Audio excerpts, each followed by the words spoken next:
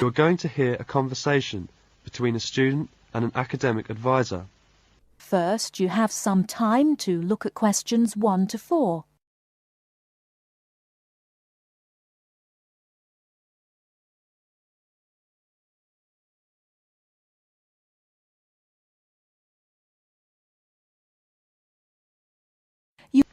Hello there, you must be Jane. Please come in. My name is Mrs. Dunstan. Hello, Mrs. Dunstan. Pleased to meet you. All right now, let's see. Now, you're interested in attending university in Canada, is that right? Yes, and I have a lot of questions to ask you. Okay, but before I begin to answer your questions, I need to ask you a few questions first. Now, your major is... Engineering. Mechanical engineering. Right, and where did you graduate? I graduated from the Beijing Institute of Machinery in July 1998. I completed my bachelor's degree. Okay, now, I'm assuming you'll want to continue studying in that field, am I right? Actually, I'd prefer to do an MBA if possible. But if I have no other choice, then I'll continue in mechanical engineering. Okay, now, are you familiar with the requirements for an MBA degree? Yes. Before you hear the rest of the conversation, you have some time to look at questions 5 to 10.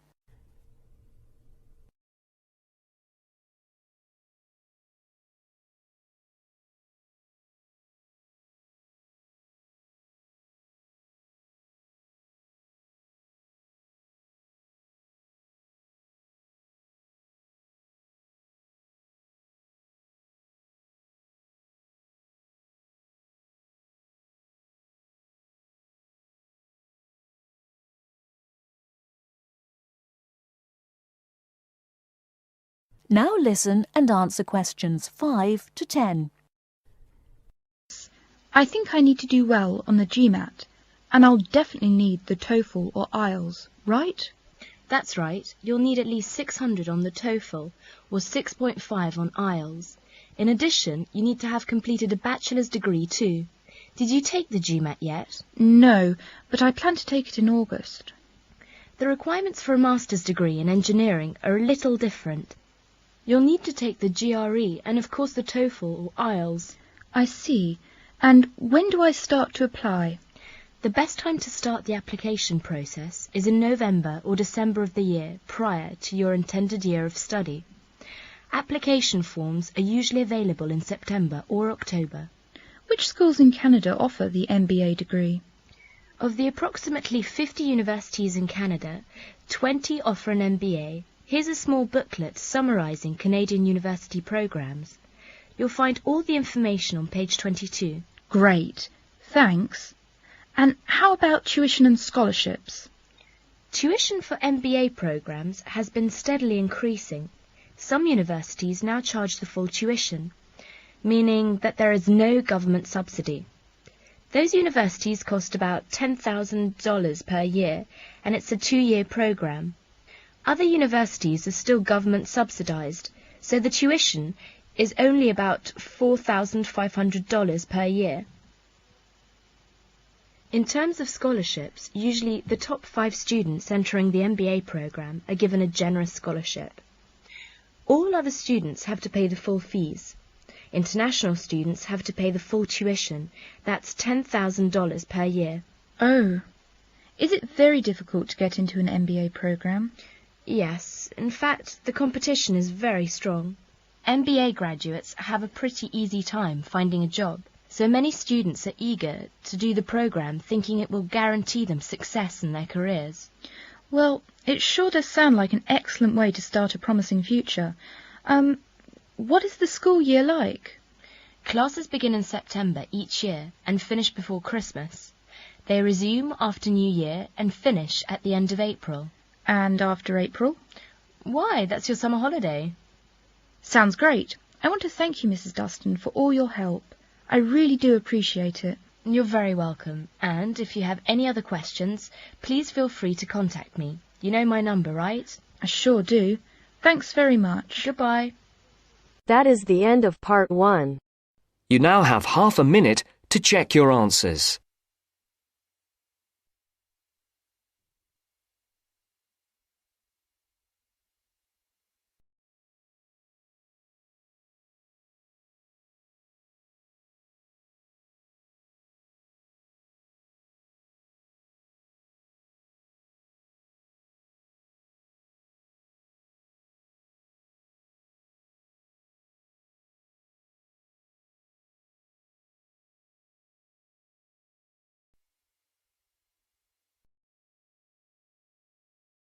Now turns to part 2.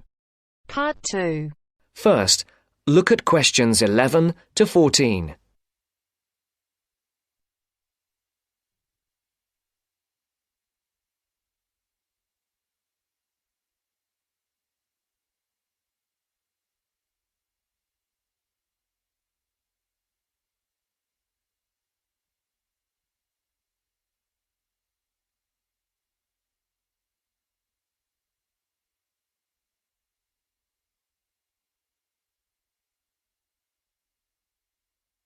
Listen carefully. Who's next, please? I think I am. How can I help you? I just came in on flight 372 from Singapore at 11:30 and my luggage hasn't arrived. I've been waiting at the baggage claim for about half an hour now and everything seems to have come off the plane. The conveyor belt has stopped and all the passengers have gone. So I came here to find out what has happened to my bag. Can I see your ticket, please? Here it is. So you came from Hong Kong today and changed planes in Singapore, right? Yes, the connection in Singapore was a tight one.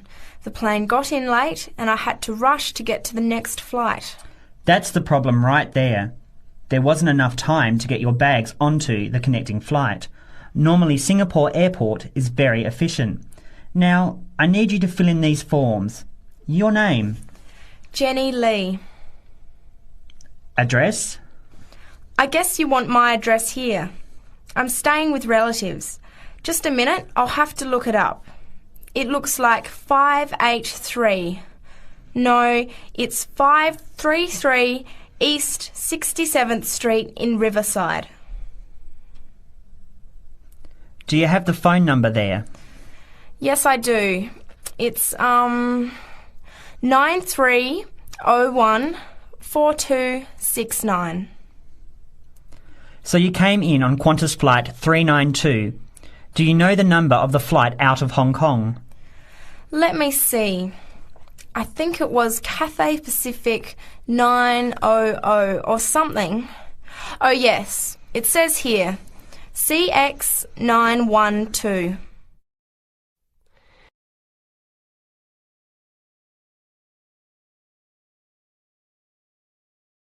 Before the broadcast continues, look at questions 15 to 20.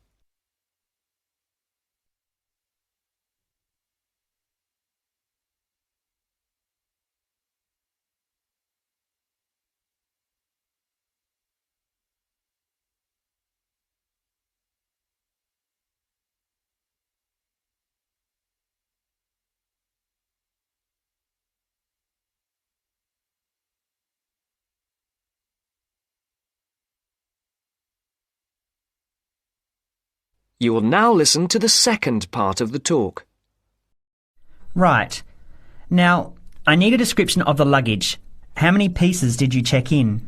Just one. Can you describe it for me? Here is a picture to help you. Okay. It's a big bag, like this one. Rectangular. Not hard shell, but soft covered, and it has a zipper around the front. Is it black? No, sort of a grey colour. Any identification? Just a tag with my name on it. Any other features? Well, it has wheels and a retractable handle on the end, so you can pull it, as well as the handle in the middle. OK, that's fine. Now, if your bag missed the connection, I'm sure it'll be put on the next flight. I'll email Singapore as soon as I finish here. The next flight comes in at 17:50. That's 10 to 6 this evening. You can pick it up then.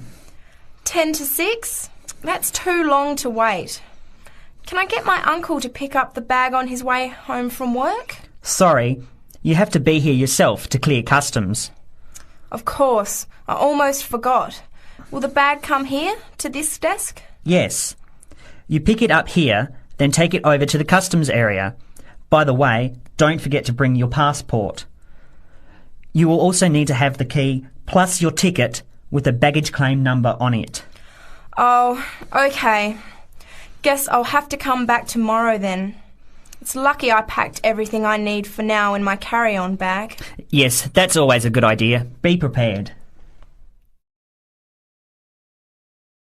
That is the end of part 2. You now have half a minute to check your answers.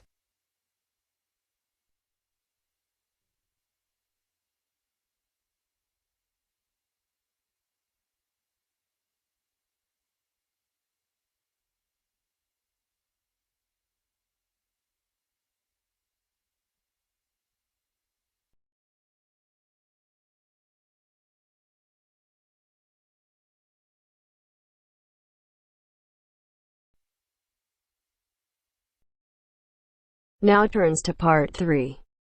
Part 3. Maria is a student at university. She has handed the first draft of an essay to her tutor. The tutor has read it, and now they are discussing ways the essay can be improved. First, you have some time to look at questions 21 to 25.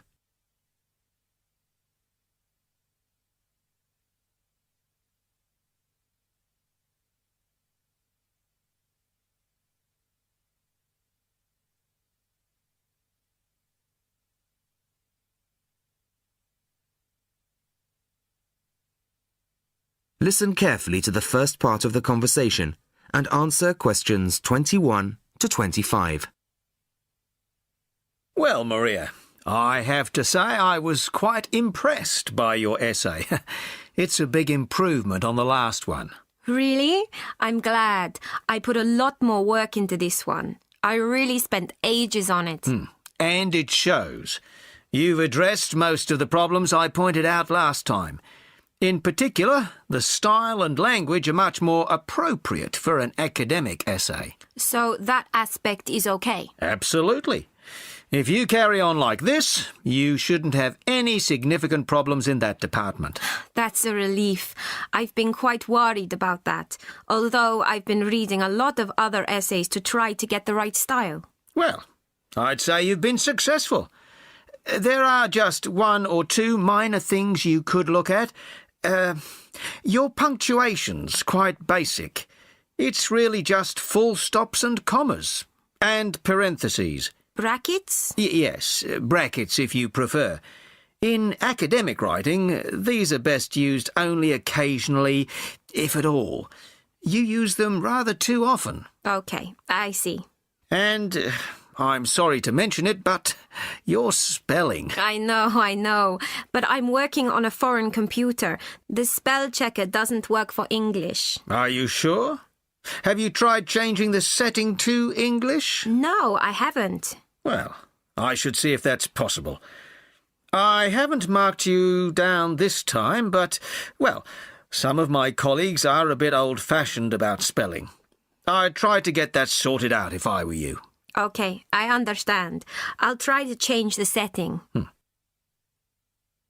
Before you hear the rest of the conversation, you have some time to look at questions 26 to 30.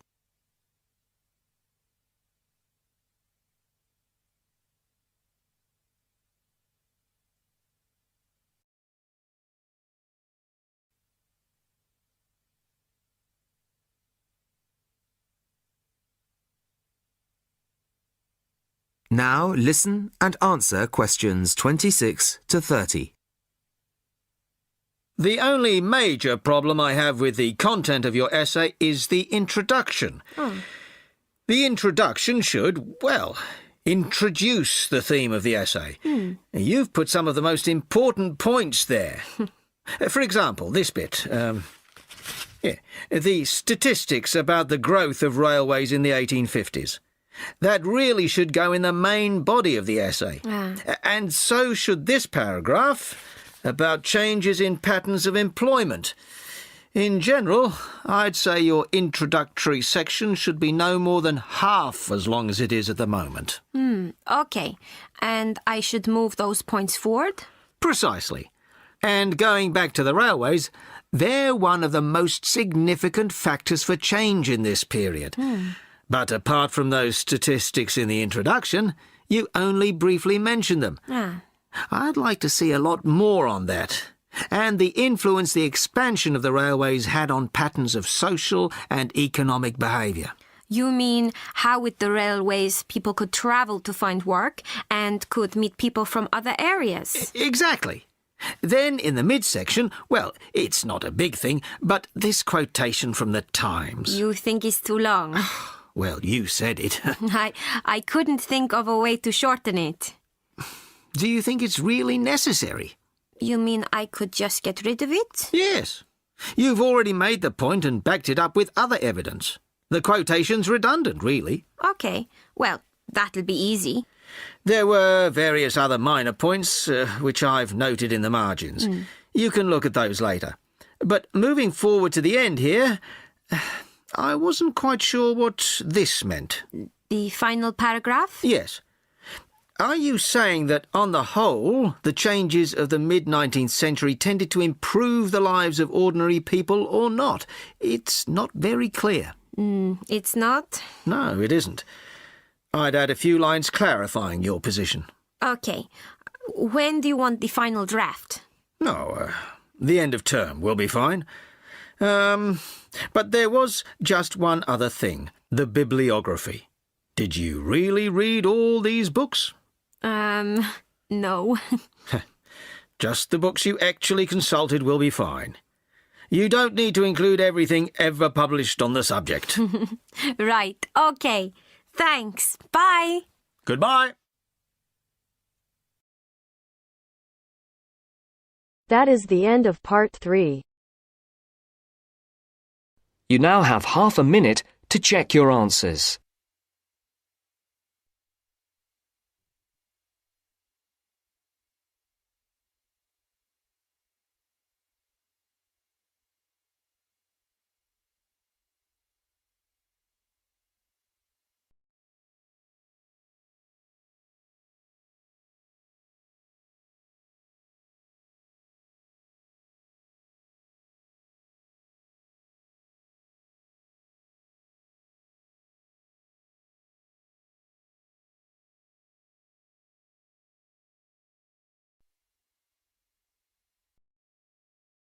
Now turns to part 4. Part 4. You will hear a talk given by Dr. Miranda James. First, you have some time to look at questions 31 to 35.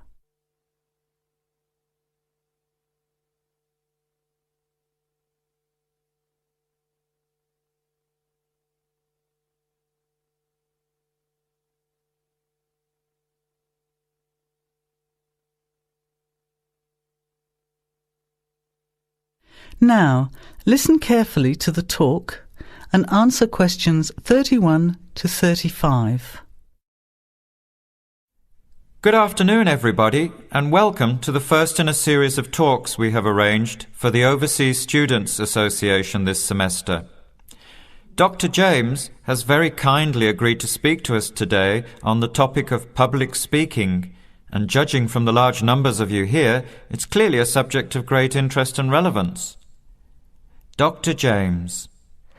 Hello. It's good to see so many of you here, and hopefully what I'm going to tell you will be useful to you both here at the university and in your future employment. Many people avoid speaking publicly, by which I mean in front of, say, 10 or more people. Not because they lack the ability, but mainly because they lack confidence, which is really only due to lack of practice. Today, as a consequence of the influence of television, audiences expect speakers to be relatively brief and to the point, in addition to being well-informed and interesting or entertaining. Probably the most important part of public speaking is what you do beforehand, by which I mean preparation. This includes practical details, such as knowing precisely what your topic is and exactly how long you are expected to talk for. You should also plan the content thoroughly. A good strategy is to write out the content as you intend to say it, and then make brief notes, preferably on small cards, which you use to talk from. This way you sound more natural. You incorporate pauses while you look at your notes, and you can then look at your audience while you are speaking. Never read your speech without looking at the audience. Eye contact is a very important part of communicating with an audience. So deliberately move your head and look around at your audience. Pauses are important, as most people, when they are nervous, tend to rush through their speech. Now you have some time to look at questions 36 to 40.